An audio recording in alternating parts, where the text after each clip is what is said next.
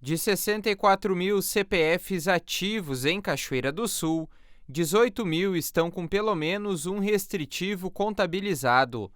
O número equivale a 28,8%, dados que foram levantados pela Boa Vista Serviços e divulgados pela Câmara de Dirigentes e Lojistas na semana passada. O percentual engloba cheque, protesto ou crédito. Em relação aos últimos estudos, o resultado se manteve estável, com poucas alterações para mais ou para menos. O economista-chefe da CDL em Porto Alegre, Oscar Frank Júnior, aponta 3 caminhos para essa manutenção dos índices.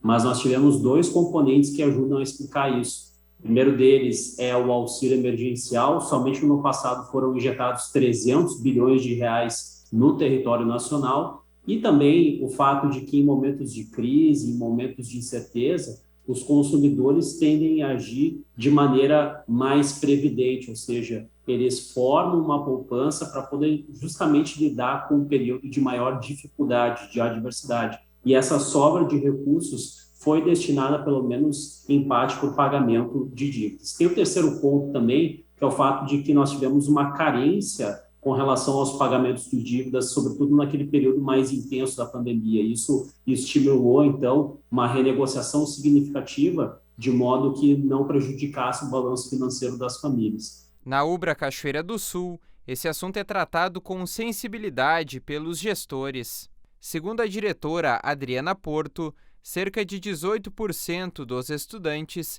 estão com alguma dívida junto à universidade, situação que é resolvida com parcelamento mensal no momento da rematrícula de cada estudante, sem interferir no aprendizado e na qualidade de ensino. O que nós podemos falar é sobre o percentual de inadimplência do ensino superior, que é um percentual que fica em torno de 17%, 18%, mas ela é uma inadimplência cíclica e ela é recuperável.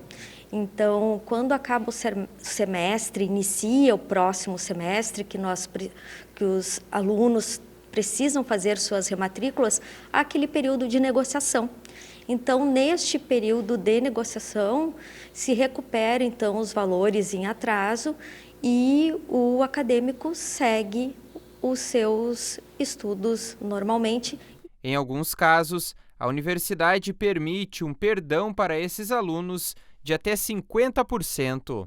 Com a pandemia, nós tivemos aí nos últimos semestres um programa de recuperação dos alunos que possuem algum tipo de dívida conosco, inclusive com uma redução até um perdão que chegou aí até a 50% dos valores devidos para que o aluno conseguisse então retomar os seus estudos. Oscar garante que a característica econômica do município define muito esses números.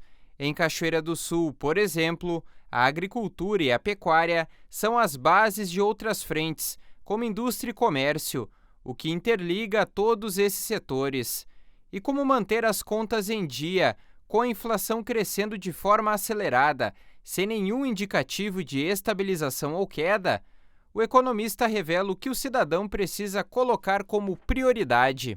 E se deve iniciar justamente por aquelas dívidas que são mais caras, ou seja, aquelas dívidas que estão consumindo a maior parte da renda, justamente para poder liberar esse espaço. Então, envolve, claro, uma dose de esforço, uma dose de sacrifício, mas não existe investimento, não existe gasto melhor que o consumidor pode fazer em relação a outras alternativas, em termos de poupança ou de gasto mesmo com bens e serviços, do que quitar uma dívida. Isso vai ser a coisa mais importante para ele.